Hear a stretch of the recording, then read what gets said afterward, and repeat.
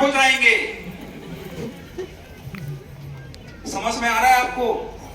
आप एक ऐसी दुनिया में जाने वाले हैं और आपको विश्वास नहीं हो रहा, ये परिवर्तन मात्र अगले 5 साल में होने वाला है। ऑपरेशंस होंगे जिसमें डॉक्टर अभी ऐसे बैठे हैं ना, मशीनें वो मतलब इतना सिस्टम आ रहा है उसका जो आप अभी कल्पना नहीं कर सकते। तो हम लोगों को अभी क्या लग रहा है, ऐसे कैसे सर? इसमें दुनिया के 2.5% लोग चालू कर चुके हैं काम। इनको बोलते हैं इनोवेटर्स। क्या बोलते हैं इनको? इनोवेटर्स। ये इनोवेट करते हैं वो जो हम और आप सोच भी नहीं सकते। अब इसके बाद क्या होगा, ये देखो, ये करीबन 15% लोग होते हैं अर्ली एडॉप्टर्स। कौन होते हैं ये?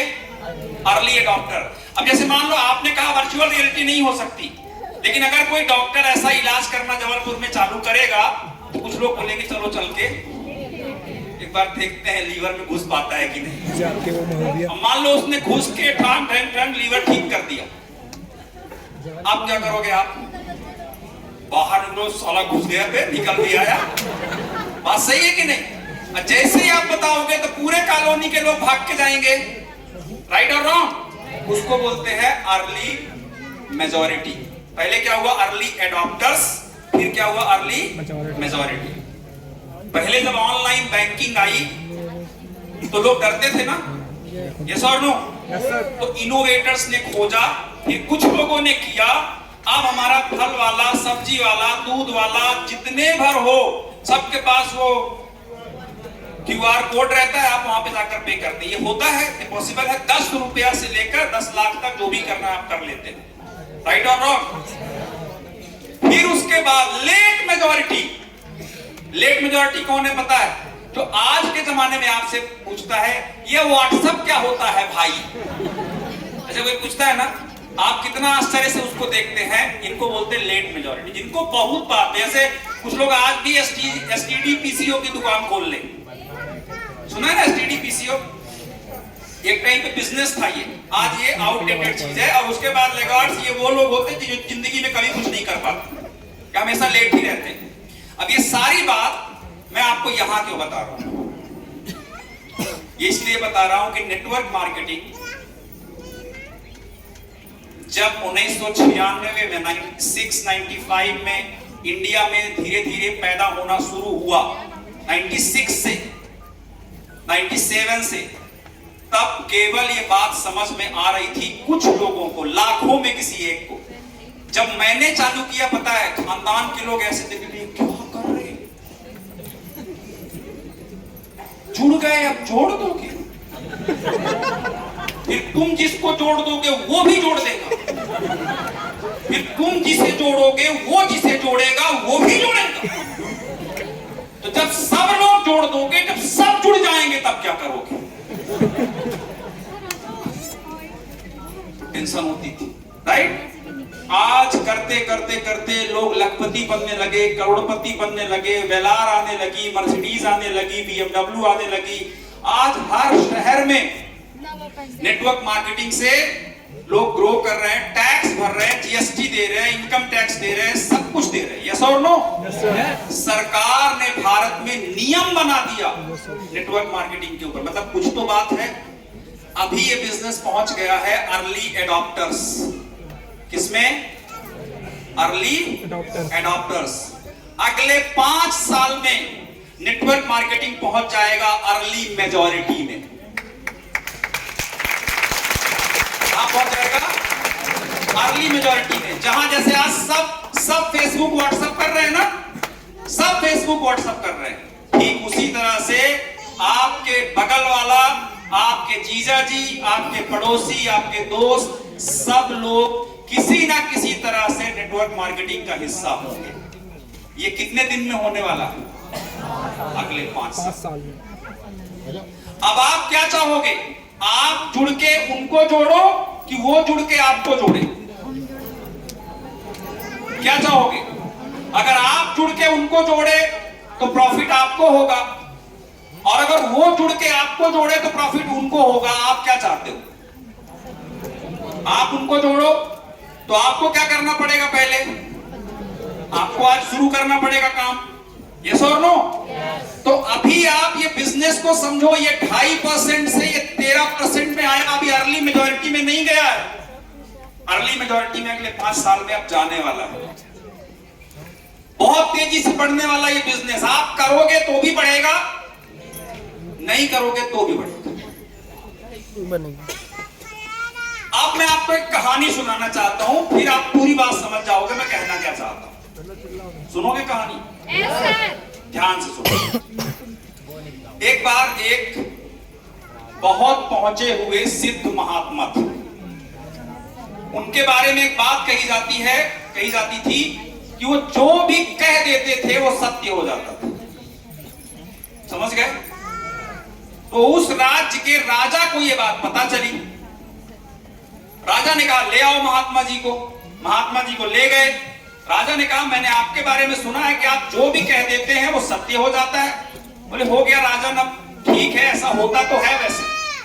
राजा बोला मैं आपकी परीक्षा लेता हूं और अगर ये परीक्षा में आप फेल हुए तो फांसी की सजा दूंगा।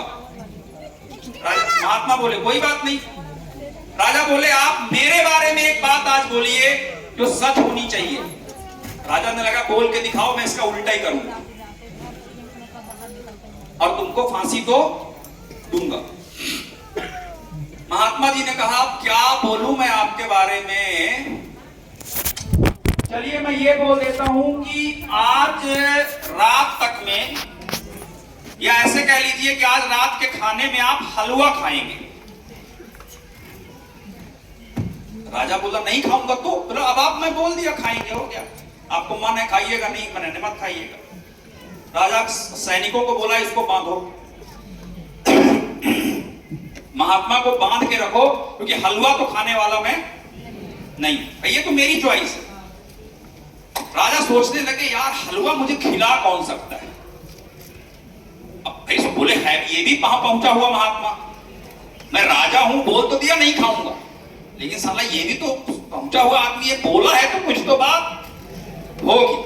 तो राजा सोचे ऐसा कौन है जो मेरे बिना मर्जी के मुझे हलवा खिला दे।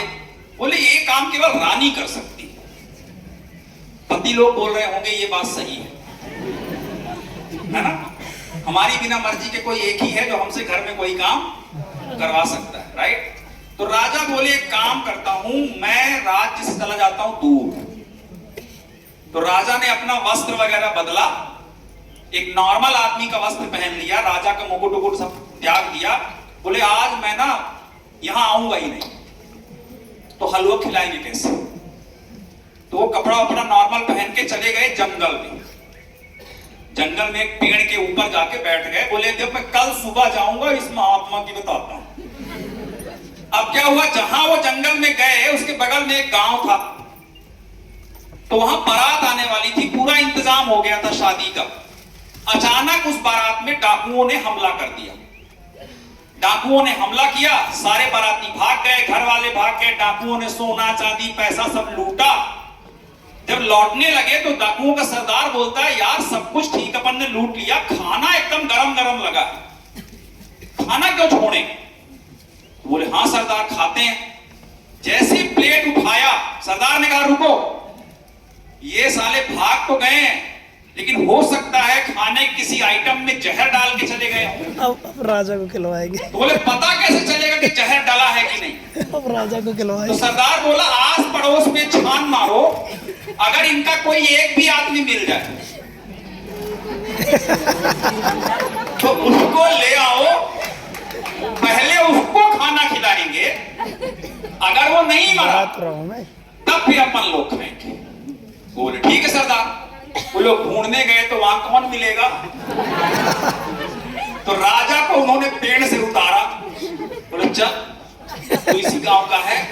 बोला नहीं नहीं मैं इस गांव का नहीं हूं। बोला नहीं चल तू इसी गांव का है। तो ले गए डाकुओं के सरदार के सामने। राजा ने सोचा पहले मैं अपना परिचय बता दूं, लेकिन बोला कि नहीं परिचय बताऊंगा तो कहीं रानी के पास गए तो हलवा खाना पड़ेगा। तो वो सरदार ने पूछा कौन हो तुम, इसी गांव के हो? बोले जी साहब इसी गांव का। बोले सुनो हम लोग डाकू हैं, हम लोगों ने तुम्हारा ये सब लूटा है, अब हम लोगों को खाना बहुत महक रहा है, मस्त सुगंध आ रही है, अच्छा खाना है, तो पहले तुम खा के बताओगे तो फिर हम लोग खाएंगे। तो राजा बोलते हैं मैं सब खाऊंगा लेकिन मैं हलवा नहीं खाऊंगा। तो डाकुओं के सरदार ने कहा अच्छा बेटा, साला जहर हलवा में ही मिलाया है। बोले अब तू कुछ नहीं खाएगा, तू केवल हलवा ही। वो बोला मैं हलवा नहीं खा सकता। बोले नहीं नहीं हलवा तो खाना पड़ेगा। 2-3 बार डाकू ने समझाया, उसने नहीं खाया। डाकू ने कहा पकड़ इसके पैर हाथ। 4 लोगों ने उसके हाथ पैर पकड़े, मुंह दबा लिया उसने, तो लाठी से मुंह खोला गया मार मार के। हलवा भर भर के लाठी से डाला गया ऐसे हलवा। अब फाइनली हलवा उसने हलवा तो खाया ना। अब अगले दिन राजा हालत खराब लौट के आया वहां से, गया महाराज जी के पास। महाराज जी ऐसे बोले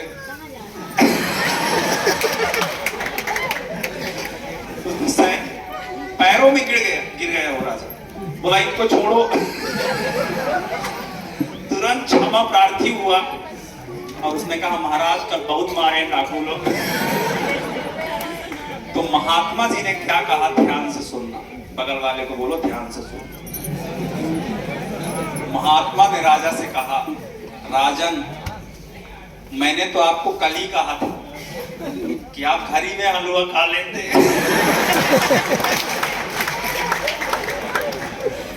तो इतना परेशान होने की जरूरत नहीं होती। पर एक बात तो पक्की है, मैंने बोला है तो हलवा तो देखिए खाना पड़ेगा, चाहे रानी के हाथ से चाहे डाकू के लात से। यस और नो? तो पड़ेगा।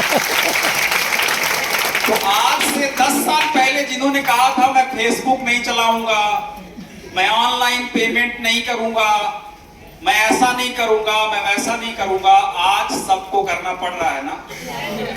ठीक वैसे ही माई लाइफ आने वाले 5 साल में आपको करना तो पड़ेगा, चाहे रानी के हाथ से नहीं लोग चलेगा यार, बिना सुनने तो धो यार जी हैं।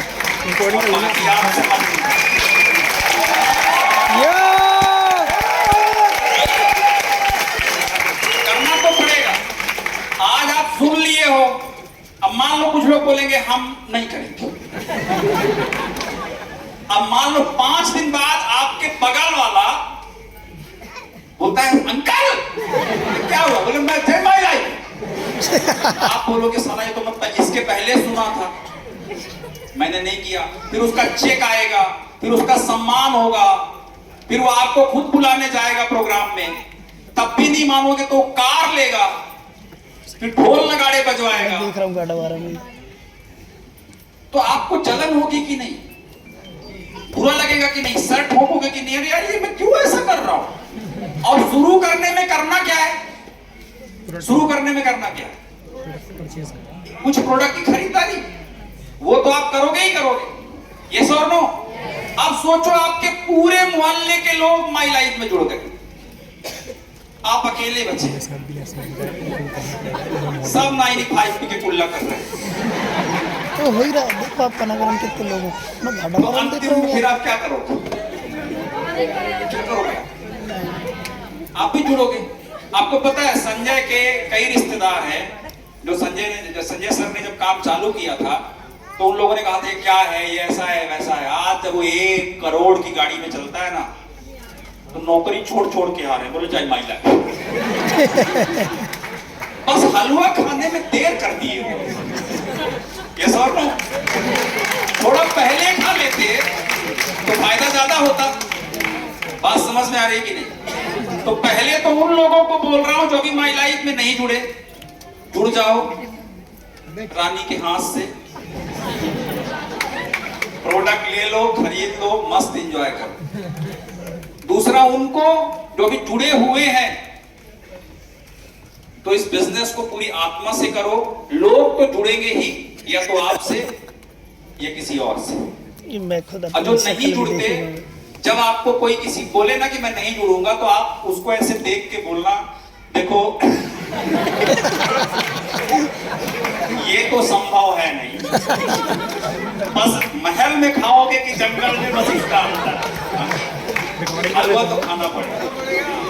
बात सही है कि नहीं? Yes sir. देखिए, मैं एक सलाह दूंगा, रानी के हाथ से ही खा लीजिए, इस बिजनेस में जुड़ जाइए। बहुत सारे फायदे इस बिजनेस के। आज समय कम है, लेकिन मैं इतना कहूंगा कि आगे भी आपसे मिलूंगा, बहुत सारी बातें करूंगा। इस बिजनेस के इतने फायदे हैं कि जो आप सोच भी नहीं सकते। मैं इस बिजनेस में पैसे कमाने आया था और इतना कुछ मिल गया है आज, इतनी इज्जत, इतना नाम, इतना सम्मान, मतलब बहुत अमीर बना दिया इस बिजनेस ने। इसलिए सही टाइम पे डिसीजन लीजिए, इस बिजनेस को अपनी जिंदगी का हिस्सा बनाइए। बदलते समय के साथ इस माहौल को पहचानिए और वो तनाव भरी जिंदगी से एक ऐसा रास्ता बनाइए कि कम से कम तनाव, चलो आपकी जॉब के साथ अगर आपने माई लाइफ प्लस कर लिया तो भी हैप्पीनेस कुछ तो बढ़ेगी। डर खत्म होगा कि नहीं होगा सर? राइट और रॉन्ग? अगर आपके पास एक ही गाड़ी है, दुनिया के सबसे अमीर आदमियों में से एक वॉरेन बफे कहते हैं कि सिंगल इनकम सोर्स से बड़ा खतरा कुछ भी नहीं है। तो कम से कम एक दूसरा इनकम सोर्स रहेगा तो कुछ तो दिलेरी रहेगी ना, कि नहीं यार, एक जॉब चली भी गई तो भी हमारा कुछ बर्बाद होने वाला नहीं है। अगर आप स्टूडेंट हो, पढ़ाई के साथ करते रहो, आपकी जब बाद में जॉब लगेगी कर लेना, इसको अभी करते रहो, यहाँ आपका पर्सनालिटी डेवलपमेंट ही होगा, कुछ बेनिफिट ही होगा। यस और नो? तो इस बिजनेस को एक ऐसे ऑप्शन के तौर पर करिए, या फिर कुछ भी नहीं हुआ तो आपको ऐसे पर्सनालिटी डेवलपमेंट ट्रेनिंग्स मिलते हैं, जिसके लिए लोग ना लाखों रुपए खर्च करते हैं। पता है, मैंने कई लोगों को देखा, पहले बच्चे को 5 लाख लोन लेके MBA करवाएंगे, फिर बोलेंगे अब इंग्लिश कोचिंग, फ्लुएंट इंग्लिश, तो 12,000 वहां देंगे, फिर बोलेंगे way of talking, marketing skill, फिर सेलिंग स्किल, फिर फलाना, फिर ढिमका, ये सब का पैकेज मिला के हम सिखा देते हैं 5 साल में, फ्री में। अरे 1 साल में सर, 1 साल में। राइट और रॉन्ग? फ्री में। आज के हमारे एंकर्स को आपने देखा, अमित शर्मा और हमारे जो अभिलाष ने जो एंकरिंग किया, ये लोगों ने कोई पर्सनालिटी डेवलपमेंट ट्रेनिंग नहीं लिया है, यही बिजनेस से सीख करके इन्होंने ये काम किया। इतने सारे लीडर्स को आपने देखा। तो इस बिजनेस के फायदे असीमित है। आज मैं इतना ही कहूंगा कि हलवा प्लीज रानी के हाथ से ही खा लेना। Thank you so much, love you all. Thank you sir.